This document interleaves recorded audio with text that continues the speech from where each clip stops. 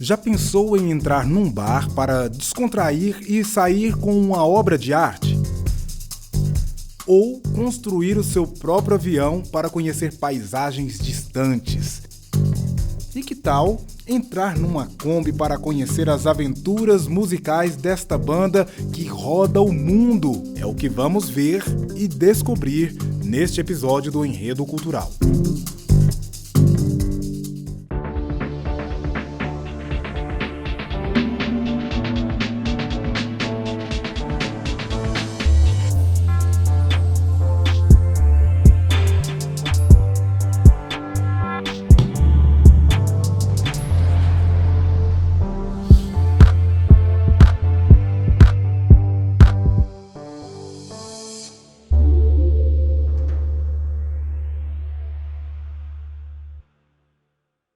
A dureza dos portões de ferro, mesmo com suas firulas e sinuosidades, a delicadeza das rendas com seus detalhes caprichosos. Esse encontro se deu em uma exposição de artes realizada fora de uma galeria, num bar.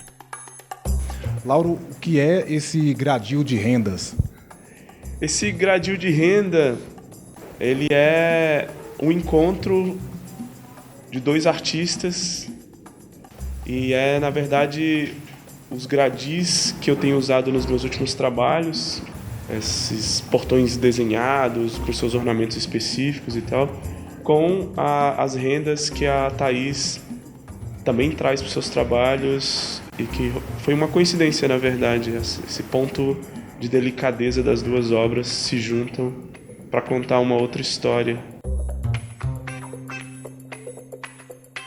Thaís, como foi esse seu encontro com o Lauro, a partir do convite para fazer essa exposição?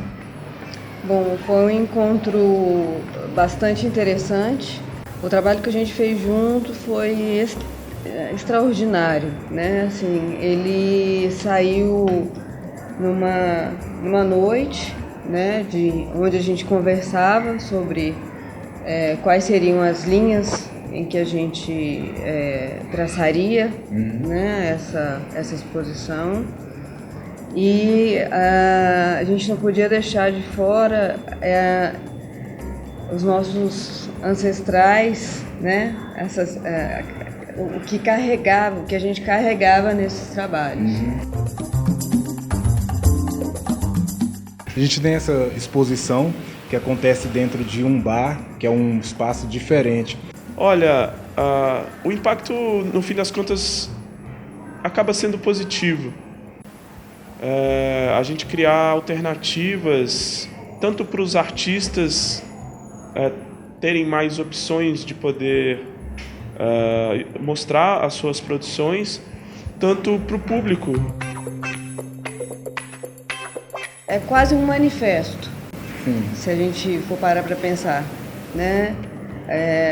Você não precisa ter um valor, né, estrondoso para ter uma peça de arte na sua casa.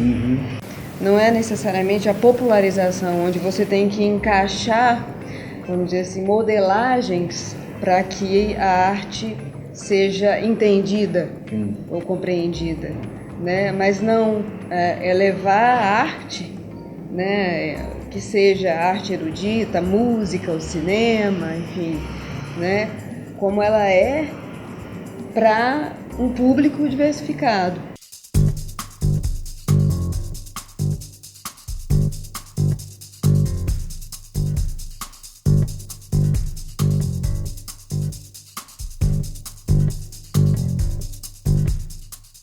Se forem fazer um filme da sua vida, quem contaria sua história da melhor maneira? Você ou um diretor que talvez nem lhe conheça?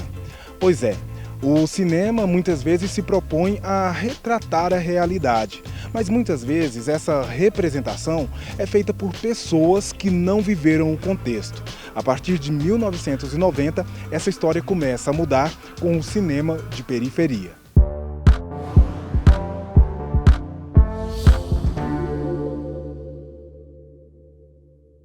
Olá, meu nome é Mayara Varalho, eu sou fotógrafa e hoje a gente vai falar um pouquinho dos filmes do Adilei Queiroz sobre cinema de periferia. Casa com a cabeça muito quente e escutei lá bem distante uma batida diferente, uma batida bem gostosa. Para chegar no cinema de periferia, eu vou voltar lá no Cinema Novo, que foi quando os diretores começaram a retratar as periferias brasileiras e as personagens da periferia brasileira, né?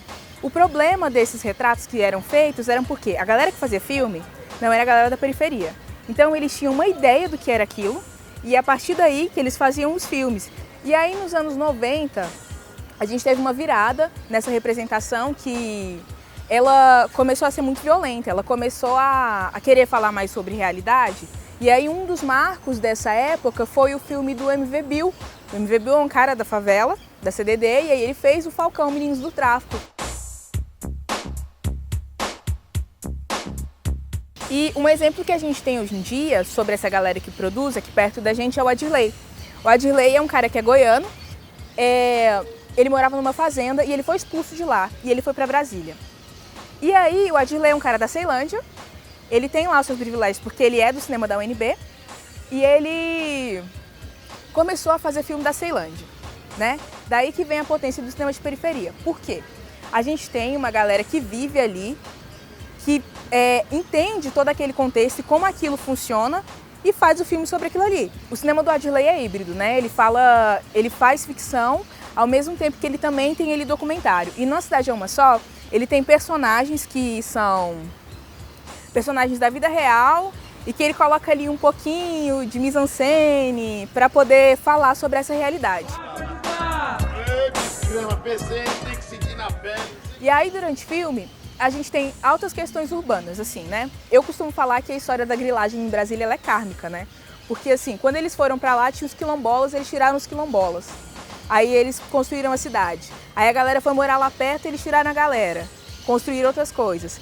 E lá até hoje tem esse negócio que eles chamam de invasão, né? Que é a galera que vai, habita uma área lá que era da União, e um tempo depois eles pegam e tiram essa galera de lá. A importância de filmes como esse, dessas narrativas que são construídas por pessoas que moram nesses lugares, é a representatividade. Então, assim, é muito importante que a gente tenhamos essas novas narrativas, que a gente consiga recriar no imaginário popular a partir dos filmes, a partir dos documentários, a partir dos programas de TV. A gente que está nessa geração de produção, a gente tem essa obrigação de refazer essa história, de recontar a nossa história e mostrar como o nosso lugar realmente é.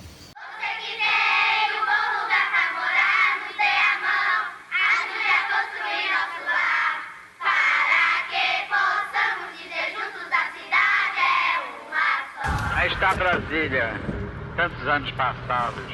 Que tal entrar numa Kombi e viajar o mundo fazendo música? É o que essa banda aqui fez. Daqui a pouco o nosso bate-papo é com ela.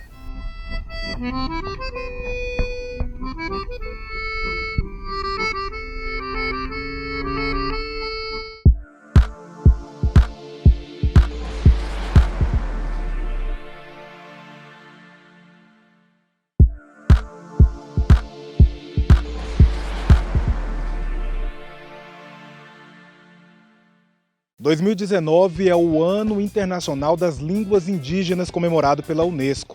Recentemente, em Goiânia, aconteceu a Semana dos Povos Indígenas, um encontro realizado há mais de 4 décadas.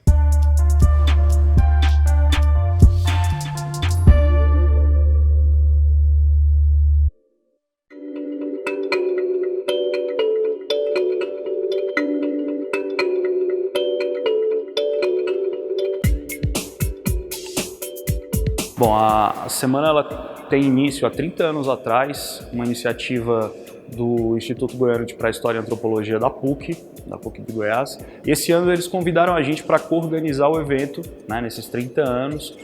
As duas instituições têm uma relação muito profunda de trabalho com os povos indígenas, com diferentes povos indígenas. A semana ela tem uma organização, né, assim, um desdobramento em vários níveis diferentes, né? Então tem desde atividades culturais, apresentações culturais que certos grupos, como os Guajajara, os Bororo, vieram, né, fizeram apresentações culturais na abertura, até palestras, comunicações. Meu nome completo é Tatiana Beltrão de Oliveira e eu trabalhei no evento da Semana dos Povos Indígenas, junto com a coordenação de intercâmbio cultural nas ações educativas aqui do Museu Antropológico. Foram basicamente 2 ações. A primeira, a gente atendeu estudantes do ensino básico, né, do nível fundamental. A gente trabalhou uma oficina que a gente denominou Entre Mundos, Mitos, Contos e Narrativas Indígenas. E com esse conto, a gente, como instrumento pedagógico, a gente utilizou as bonecas Carajá. Com essas cenas demonstradas nas bonecas, a gente pôde contar um pouquinho das histórias indígenas. E uma outra ação aconteceu junto com outro instrumento pedagógico aqui do Museu Antropológico, que é a mala arqueológica, aí já voltada para os alunos do ensino médio, na perspectiva de aproximação por meio dos objetos arqueológicos. E isso vai além do currículo posto nas escolas, na intenção do respeito, né, a questão dos direitos humanos.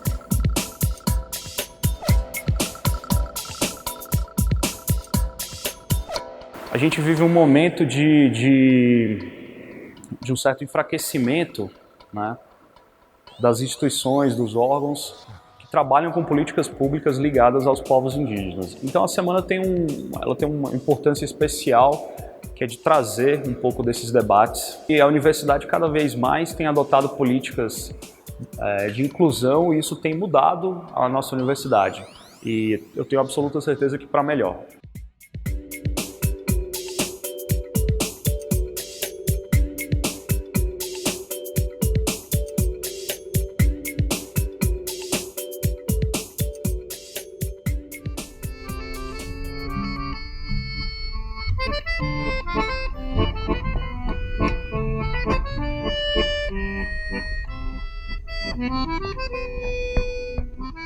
O Marcos, você é produtor da banda.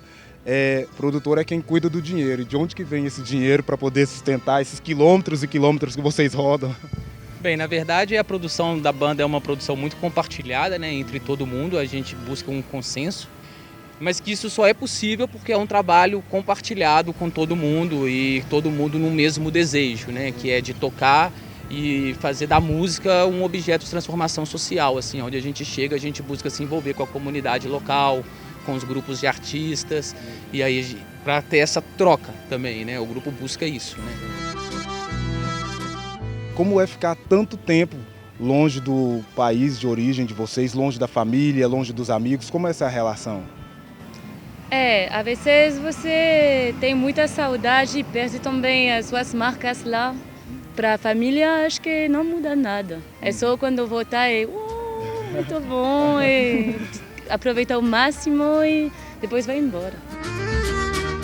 E como é essa convivência de vocês dentro desse cubículo aqui de poucos metros quadrados? É um desafio, hein? Cada dia é um desafio de viver juntos com nossas culturas diferentes, nossas sensibilidades. Acho que cada um deveria passar como 1 ou 2 semanas aqui e não teria mais conflitos no mundo. Bacana.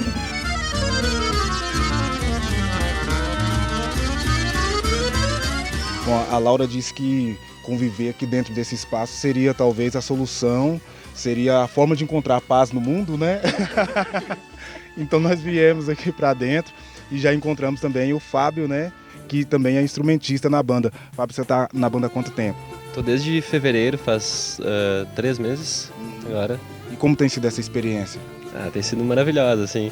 A gente abraça a correria, né, do grupo, mas as experiências de todos os lugares, todas as pessoas que a gente conhece, é maravilhoso. O Fábio fala que tem sido maravilhoso, mas em 3 anos vocês encontraram algumas frustrações aí na estrada também.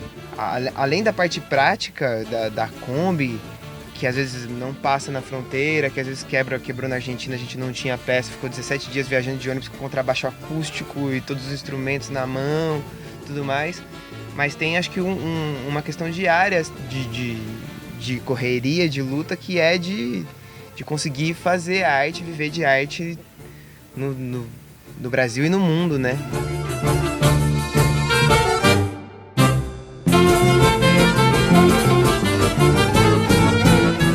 Daqui a pouco vamos viajar numa história de cinema, mas que existe na vida real.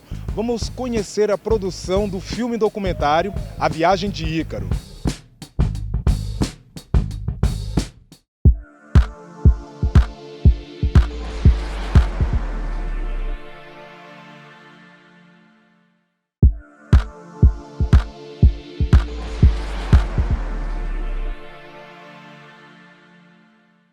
Cantor, compositor, arranjador, pianista, vive da música e para a música, que lhe deu uma esposa, muitos amigos e imensas alegrias. Com vocês, Francis Haim.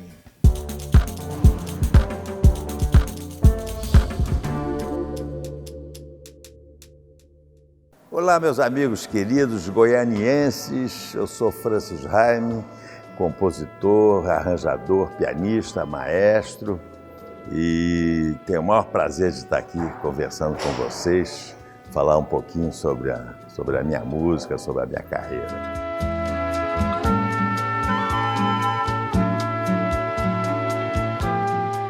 Olha, eu comecei a estudar piano clássico aos 6 anos de idade, imagine vocês, né?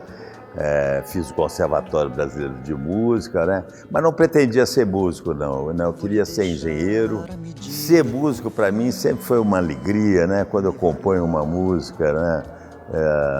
Nova, eu fico assim muito feliz, né? Vou mostrar para meus amigos, né? Mostro sobretudo para minha mulher, Olivia Haim, né? Que é cantora e compositora também, né? Olivia, na sua adolescência, tocava muito bem violão e conhecia toda aquela turma da bossa nova, faz letras para as minhas músicas, eu sempre escrevo a música antes e ela vem com a letra depois, né?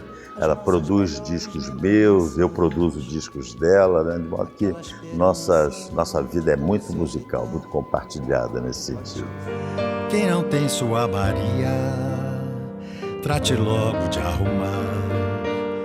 Meu primeiro parceiro foi Vinícius de Moraes, né? Eu conheci quando eu tinha 16 anos, né? Toquei para ele aquela valsa Eurídice dele.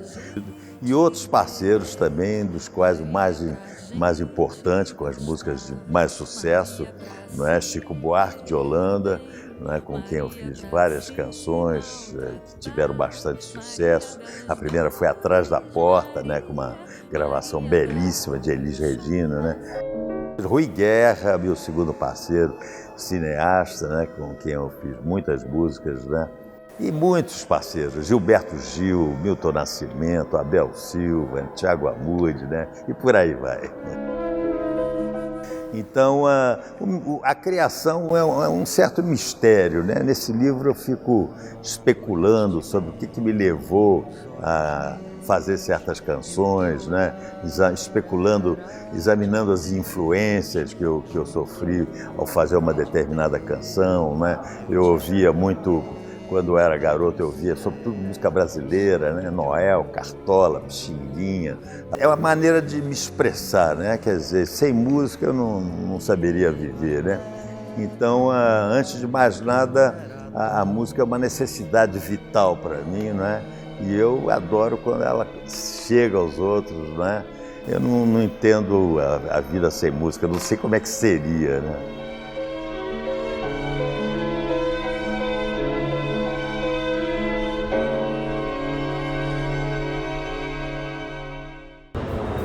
Como pode um objeto tão grande e pesado flutuar e cruzar o céu a longas distâncias? Esse tipo de pergunta ecoava na cabeça de Bazuca, um personagem de um roteiro que seria um filme de ficção. Seria, se o Bazuca não existisse na vida real. A Praça do Avião foi cenário de uma das cenas desse documentário, ou desse filme. E aí eu pergunto pro Caco, como começou essa viagem do Ícaro? Bom, inicialmente esse filme surgiu como um roteiro de ficção, né, de curta-metragem. A gente começou a pesquisa para desenvolver melhor o personagem. A gente acabou chegando numa reportagem da TV Rio Claro, que apresentava o Bazooka como um catador de material reciclável que era aficionado por aviação. E era exatamente a premissa do nosso personagem. Ele era o nosso protagonista, o filme era sobre ele, e a gente queria que ele participasse, inclusive, dessa história que a gente queria contar. Então ele ajudou a gente a construir cenas, a construir situações. Carol, como diretora de arte, a participação do Brazuca foi fundamental. Fundamental, assim, o Bazooka ele tem um senso estético e uma habilidade manual, né, que agregou muito o filme e a direção de arte. E a gente descobriu que quando ele era mais novo, ele chegou a iniciar o processo de construção do seu próprio avião, só que por motivos pessoais, se eu não me engano, por causa da gravidez da esposa dele na época, ele acabou tendo que abortar a missão para poder, enfim, assumir os compromissos novos, né? Toda a parte de montagem do avião foi pensada junto com ele. A gente utilizou o cenário de lá, de Rio Claro, a gente utilizou a locação, a casa dele, é uma casa toda ambientada com aviões, com o material que ele faz, que ele constrói. Como é realizar um trabalho dessa maneira, assim? Porque, por exemplo, se você pega um filme de época, você vai fazer toda uma pesquisa e vai reconstruir aquilo. Mas boa parte disso que você usou, pelo que você me disse, são coisas que faz parte da vida dele, do personagem, né? É bem mais, uma coisa muito mais sensível, né, do que você simplesmente estudar um personagem ou criar um perfil de personagem. Um filme como o do Ícaro, por exemplo, que o próprio Marcelo e o Caco estavam falando, a gente conseguiu conversar com pessoas que nunca foram numa sala de cinema, por exemplo, ou com pessoas que não conseguem estar em ambientes que podem ter esse tipo de reflexão, assim, sabe? Então, é um curta-metragem, ele tem 18 minutos, é uma coisa pequena, mas que faz um impacto, e ele gera reflexão em outras pessoas, e a cultura, a arte, ela tá pra gente poder, além de refletir, né, ter novas reflexões, mudar também o nosso hábito de vida, assim, a gente entender como uma história do outro, como que a gente pode mudar a nossa história também, assim. Uma sociedade sem história, uma sociedade sem cultura, provavelmente ela não vai conseguir se posicionar de forma crítica. E a gente tem formado profissionais e é uma perda muito grande se a gente estiver parado nesse momento só por falta de incentivo. Por isso eu acho que a gente tem que também, na baixa, e lutar e reerguer, ir além.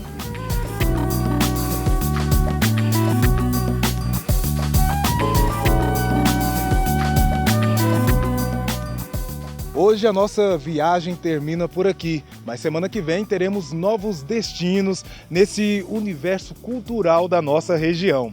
Em nosso site, nas redes sociais, você pode ficar por dentro das novidades e ainda falar conosco. Até a próxima. Tchau, tchau.